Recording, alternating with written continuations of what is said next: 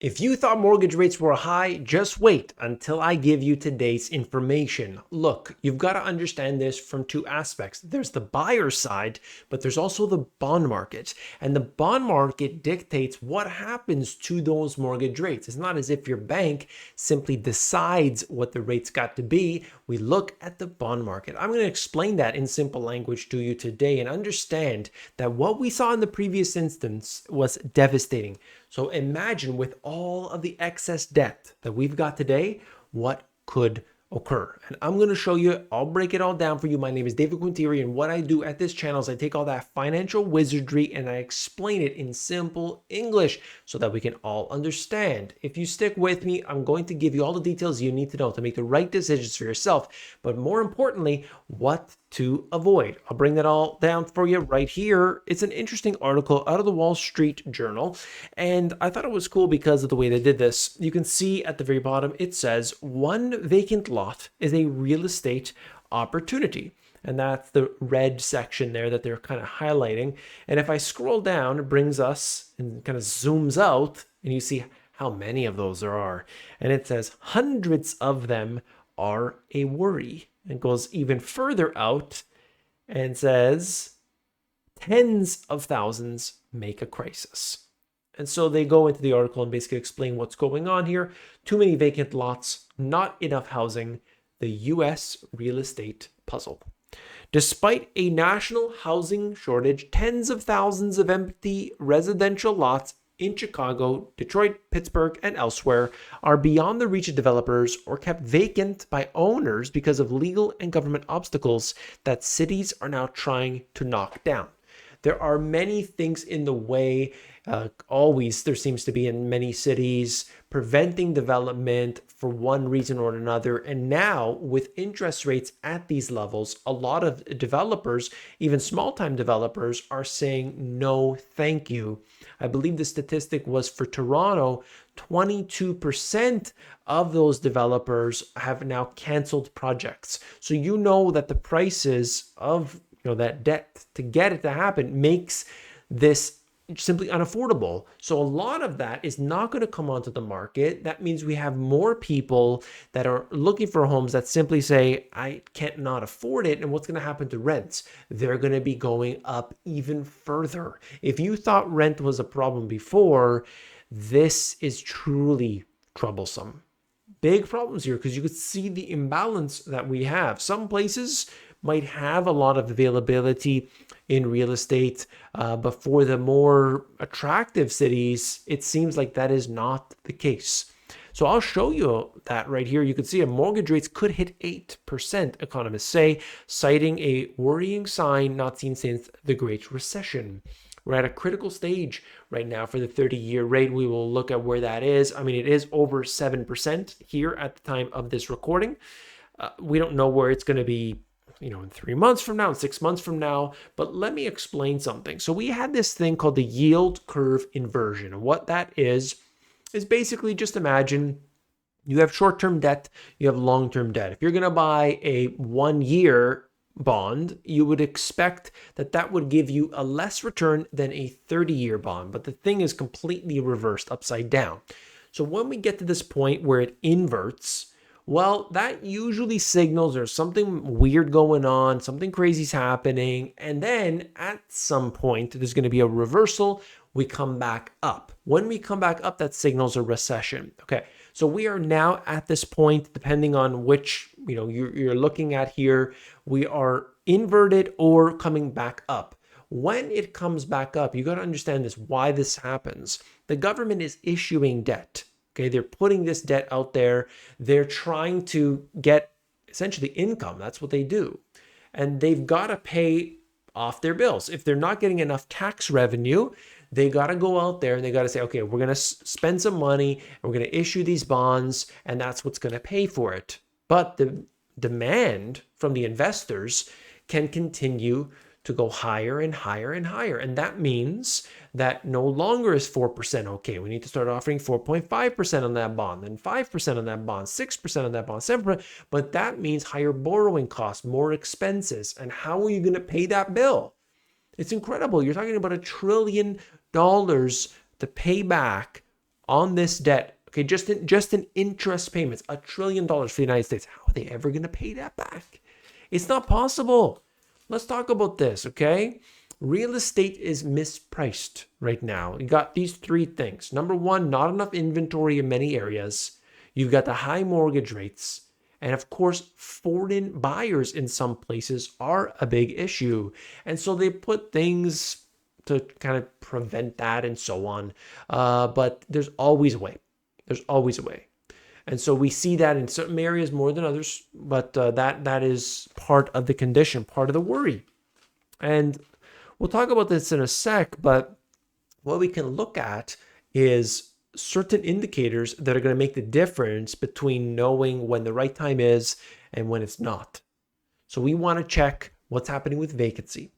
We want to look at how many of these properties are being developed. So we're going to look at permits, and we're going to look at like any type of indicator we can. I talked about it in my second book, but you could look at these things. I actually have it on Discord as well. So you got to understand, like, where is the development right now? How many cranes do you have in your area, in your established area that you're looking at? Either you're an investor or you're looking to buy a home or whatever. This is important. You've got to know those details before you put any money into it. Very, very important. Now, those foreign buyers, I'm just highlighting this as just one article. Saudi Arabia is buying up the world.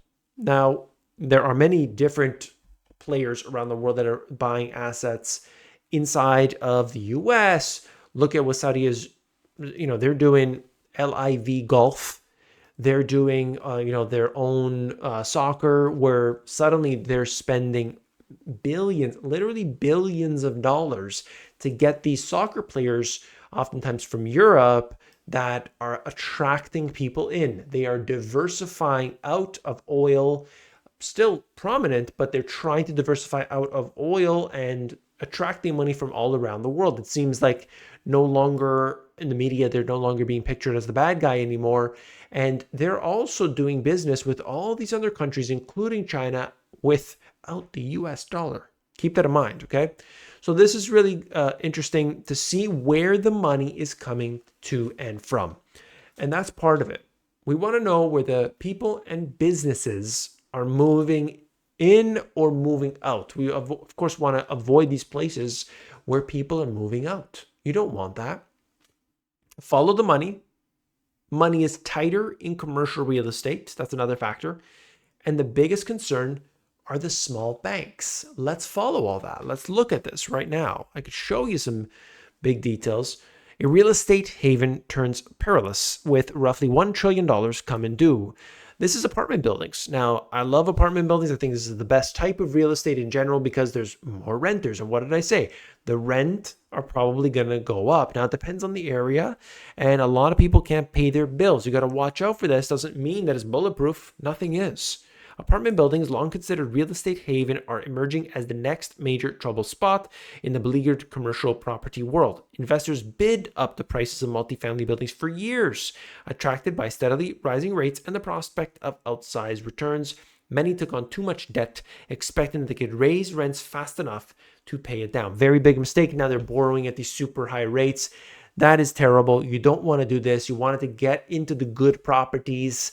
You want somebody to be in there to be able to pay. How do you do that? You look for where the jobs are. You don't want too much vacancy. Maybe the building that you have doesn't have much vacancy, but what about those other areas around you? You don't want that, okay? You got to look at the vacancy and understand also what's coming to the market. If maybe a building's not ready yet, but in a year that's going to be ready, you better watch out because you might have a flood of people going elsewhere. Know who they are, know the potential rents in this area. If you can, you got to fix up these properties and be able to command the highest price that you can for that given property. Simple matter of, fixing it up, making it nice, and you're ultimately going to have competition around you. Know these things as an investor, okay? So let's look at this next part. This Arkansas town could become the epicenter of a U.S. lithium boom. Companies such as ExxonMobil plan to extract lithium from brine water to help power electric vehicles. So right now, you know the drill. what's happening with lithium, trying to access it. It's coming from different parts of the world. It's so difficult to get. This could be a potential, positive, not just for Arkansas, but for creating jobs inside of the US. You want to see domestic development, you want to see things happening. And that goes for any sort of refinement and anything involved. Also, you don't want to transport things from all around the world. We know how difficult that was during 2020. This is important because you want to highlight what are the potential implications of bringing this in. We got more jobs, all directly related to this, the mining of it. But look, those people got to live somewhere. Maybe it's a small town. There's not much development. Now you got to start developing in there. What does that bring? It starts to bring money in. It starts to bring different business in. It starts to bring communications. It starts to bring logistics. You're bringing in, all kinds of stuff. Food needs to be there. Everything.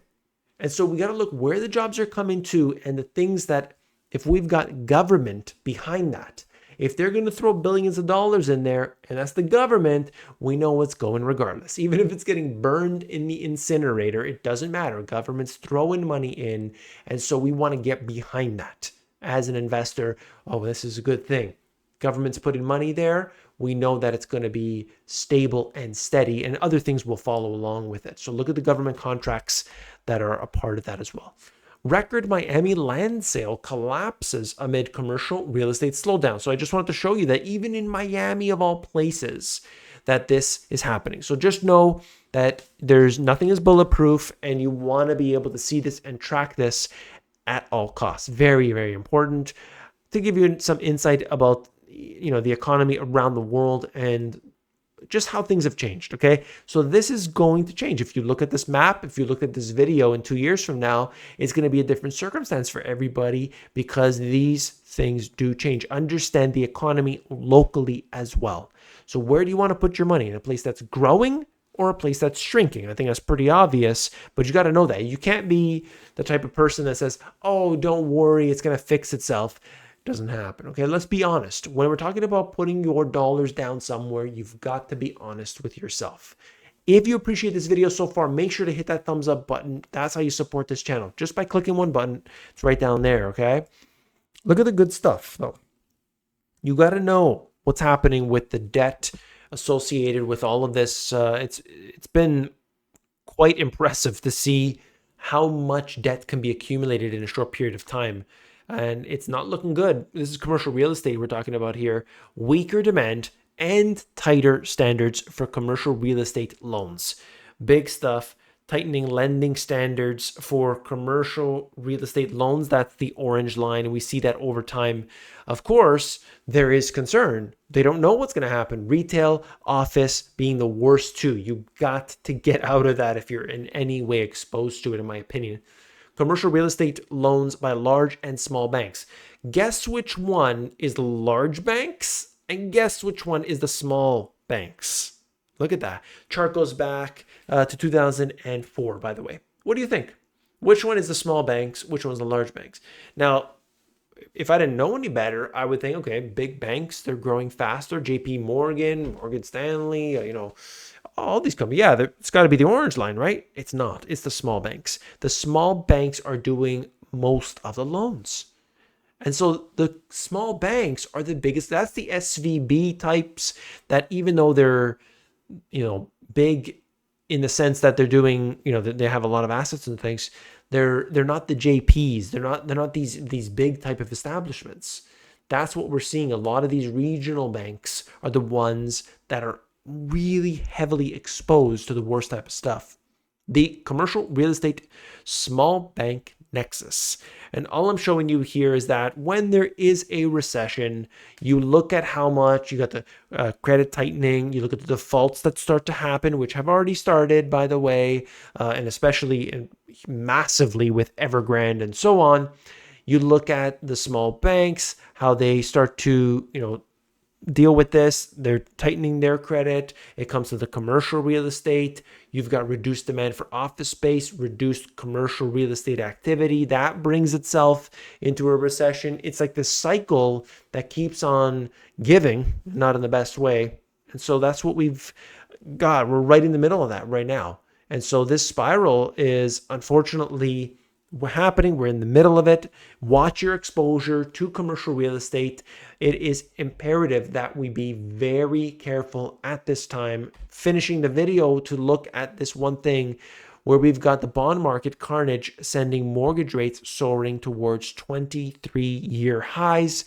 And ultimately, like what I said before, we look at this, we look at what's happening with bonds because it tells us the story of what's happening, and investors are obviously demanding higher yields. They want a better return. At the same time, the higher these yields go, the less attractive the stocks become. Because if I can get 5%, 7%, even more, and that's supposedly a guarantee from the government, why am I going to put my money into a stock? If I can guarantee that, or why would I put more money into stocks? Why wouldn't I just diversify out and hold a little bit of bonds? Hey, I'm going to get 5% guaranteed. Government's going to pay it up. And so that's this kind of balance that happens. Money starts flowing into bonds and outflows happen. How do we track the outflows? EPFR, and that's going to just show us the data that comes in and out, and you'll find that around if you look up that information. I've shown it many times before. Comment of the day, I wanted to highlight this coming from Jerry Kahn, I believe it is. This was on the previous video talking about Evergrande. I wanted to clarify something. Evergrande is not the largest property developer in the world. I think that was like in the first 5 seconds of the video I mentioned this. Country Garden is 4 times larger than Evergrande.